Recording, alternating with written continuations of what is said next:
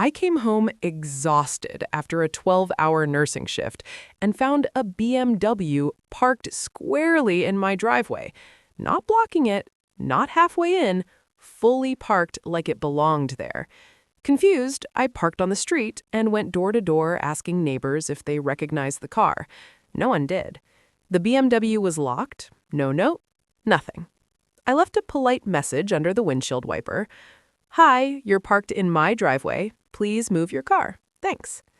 Then I went to bed. The next morning, the car was still there. My note had been crumpled and tossed onto my lawn. In its place was a new one. "Parking on the street is free. Deal with it." I was stunned. They were in my driveway, yet somehow I was supposed to deal with it? I called the police. They told me it was a civil issue since the car was on private property. They could only tow it if it was blocking me. Towing companies said I'd need special authorization forms that could take days. That evening, the owner finally appeared. She was about 22, dressed head to toe in designer clothes, walking in from the college apartments 2 blocks away.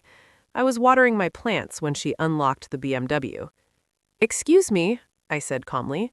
"This is my driveway." She looked at me like I was something unpleasant on her shoe. "So? You can't park here. The street's full. This spot was empty." "It was empty because I was at work," I said. "I'm a nurse." She shrugged. "Not my problem. Maybe you should work different hours." Then she got in her car and drove off. The audacity was unbelievable. But she'd made a critical mistake. She'd admitted this was something she did regularly, which meant she'd be back. The next morning, she was. Her BMW was parked in my driveway again. This time, I was prepared. A friend of mine, Tony, runs a moving company. I'd taken care of his mother in the ICU, and he owed me a few favors. By mid-morning, he arrived with 4 massive shipping containers. They were placed perfectly around the BMW, not touching it. About 2 inches of clearance on each side. The containers were entirely on my property and completely legal. The BMW was now trapped inside a metal box. I left a note. "You said it wasn't your problem. Now it's your only problem."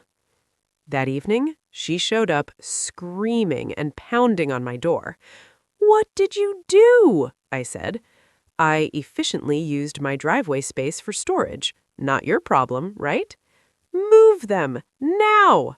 "No, I'll move them when I need the containers gone, probably in about 4 days." She called the police. They came, assessed the situation, and shrugged.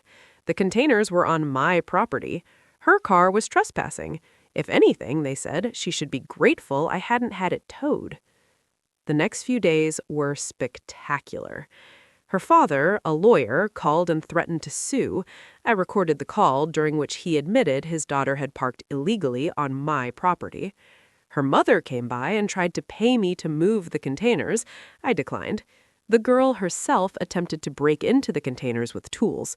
My security cameras caught everything. By day 2, she had pitched a tent next to her trapped BMW. By day 3, she launched a social media campaign about a crazy neighbor holding her car hostage. That backfired when people realized she'd parked in someone else's driveway. By day 4, she finally broke. She came to my door, crying. "Please," she said, "I have a job interview. I need my car. I'm sorry." "You're sorry you got caught," I replied. "No," she said quietly.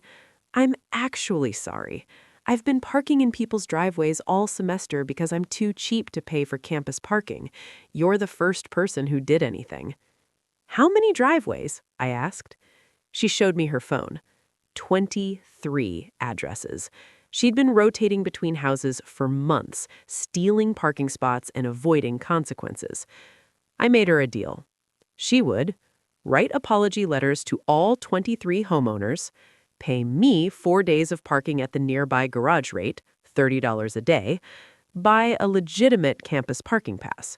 If she did all that, I'd move the containers. It took her 6 hours to write the letters. I watched her deliver them, embarrassed and apologetic, to confused homeowners. She paid me $120 and showed me the receipt for her parking pass. I had Tony move the containers, and as she drove away, she rolled down her window.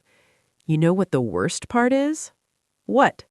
I spent more money on gas driving around looking for free driveways than I would have just buying the parking pass.